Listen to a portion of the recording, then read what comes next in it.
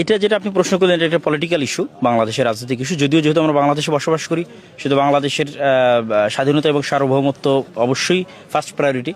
কেন বাংলাদেশ আছে বলেই আমরা আসলে এখানে দিনের দাওয়াত দিতে পারছি, আমরা মাদ্রাসা প্রতিষ্ঠা করতে পারছি, মসজিদ চালাতে পারছি স্বাধীনভাবে। যদি এই দেশ না থাকে তাহলে আমাদের এই কার্যক্রমগুলো বাধাগ্রস্ত হবে। যেমনটা আমরা ভারতের মধ্যে থাকা যে সমস্ত মুসলমান, তাদের অবস্থা আমরা দেখি, কাশ্মীরের মুসলমানদের অবস্থা আমরা দেখি, ফিলিস্তিনের মুসলমানদের অবস্থা আমরা দেখছি, গাজার মুসলমানদের অবস্থা আমরা দেখছি। তো তাদের থেকে যে আমরা বেটার আছি, এটা কিন্তু একটা দেশের স্বাধীনতা এবং সার্বভৌমত্বের কারণে। তো দেশের স্বাধীনতা সার্বভৌমত্ব খুবই গুরুত্বপূর্ণ দিনের জন্য। তো সেক্ষেত্রে আমাদের প্রত্যেক দেশের নাগরিককে সচেতন থাকা উচিত যে আমাদের দেশের স্বাধীনতা এবং সার্বভৌমত্বের শত্রু কারা। ভৌগোলিক কারণেই আমাদের জন্মগত বাই ডিফল্ট যারা শত্রু, তারা আমাদের জন্য সবচেয়ে বেশি হুমকির, এবং তাদের বিরুদ্ধে কথা বলার কারণেই কিন্তু ওসমান হাদি একটা কথা বারবার বলতো, দখলদারিত্ব এবং আধিপত্য। তো সবাই জানে দখলদারিত্ব এবং আধিপত্য কি।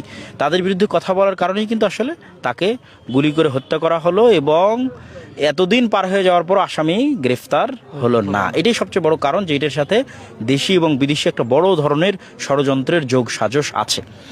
আর অন্য কাউকে বড় রাজনৈতিক দলের কোনো নেতাকে বাছাই না করে, ঠিক আছে, বড় দলের কোনো বড় যাদের নেতাকর্মী আছে, যাদের সংগঠন আছে, তাদেরকে বাছাই না করে এই ছোট্ট একটা ছেলে যে একা একাই চলতো, তাকে বাছাই করার কারণ কি? কেন তার ভয়েসের যে যুক্তি ছিল, তার জ্ঞানের যে সক্ষমতা থেকে যে সে তর্ক বিতর্ক করতো, এবং তার জায়গা থেকে যে তাকে কেনা যেত না তার সততা এবং ন্যায়পরায়ণতার কারণে, এইটাই কারণেই সে আসলে হুমকি হয়ে উঠেছিল।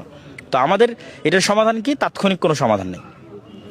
দীর্ঘমেয়াদে আমাদের নিঃশ্বাস এবং দম ধরে রাখতে হবে। আমরা যেমন ছোটোবেলায় কিতকিত খেলার সময় নিঃশ্বাস ধরে রাখতাম, দম ধরে রাখতাম, বাংলার মুসলমানদেরকে শিখতে হবে যে আমরা কীভাবে 50 বছরের প্ল্যান নিয়ে নিঃশ্বাস ধরে রেখে কাজ করব,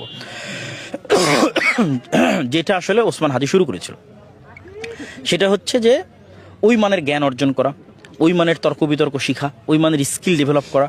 আমাদের শত্রুরা কিভাবে আমাদের সাথে শত্রুতা করে, কোন ওয়ার্ড, কোন শব্দ ব্যবহার করে, কোন ফ্রেমিংয়ের মাধ্যমে তারা আমাদের সাথে খেলে, ঠিক আছে, এবং আমাদেরকে দেওয়ালে, আমাদের পিঠটা দেওয়ালে ঠেকিয়ে দেয়, এবং আমাদেরকে মেইন স্ট্রিম থেকে আউট করে দেয়, কোন শব্দগুলো ব্যবহার করে, কোন বাক্যগুলো ব্যবহার করে, এই ফ্রেমিংগুলো শিখা, এবং সেটাকে পাল্টা কাউন্টার দেওয়ার জন্য যুক্তি এবং তর্ক তৈরি করা, এবং সেই যথোপযুক্ত জায়গায় সত্যবাদিতা এবং ন্যায়পরায়ণতার সাথে তুলে ধরা, বিক্রি না হওয়া।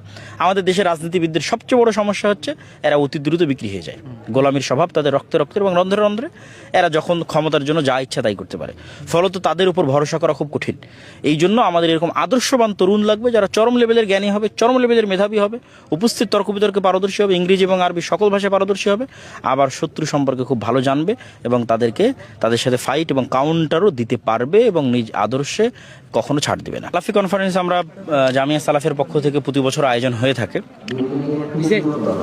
এটার মূল লক্ষ্য উদ্দেশ্য হচ্ছে দেশ এবং বিদেশ থেকে বড় বড় আলেম ওলামাদের নিয়ে এসে বাংলাদেশের জনগণের মধ্যে কোরআন এবং হাদিসের, সহিহ হাদিসের এবং সঠিক আকীদার এবং সঠিক মানহাজের, সালাফি মানহাজের, সালাফি বলতে আসলে সালাফে সালেহিন, মানে যারা অতীতে চলে গেছে, সাহাবি, তাবি, নবী, তারা হচ্ছে অতীতে চলে যাওয়া সৎ কর্মশীল বান্দা, যাদের কথা আল্লাহ, যেমন আমরা সূরা ফাতিহার মধ্যে সবসময় পড়ি যে ইহদিনাস সিরাতাল মুস্তাকিম সিরাতাল লাযিনা আনআমতা আলাইহিম, হে আল্লাহ তাদের পথ দেখো যাদের উপর আপনি দয়া করেছেন। মানে অতীতে যারা চলে গেছে তাদের মধ্যে যাদের আপনি দয়া করেছেন। তারা কারা? তারা নবীরা, তারা সিদ্দিকিন, তারা সোহাদা, তারা সাহাবি। ওইটা কি বলা হয়? সালাফ, মানে অতীতে চলে যাওয়া সৎ কর্মশীল বান্দা, তাদের পথে চলার চেষ্টা, যেটা আমরা সূরা ফাতিহার মধ্যে পড়ি। তো ওই তাদের চেষ্টার মধ্যে আমাদের এই প্রচেষ্টা যে তাদের আদর্শ, তাদের আকীদা ছড়িয়ে দেওয়া।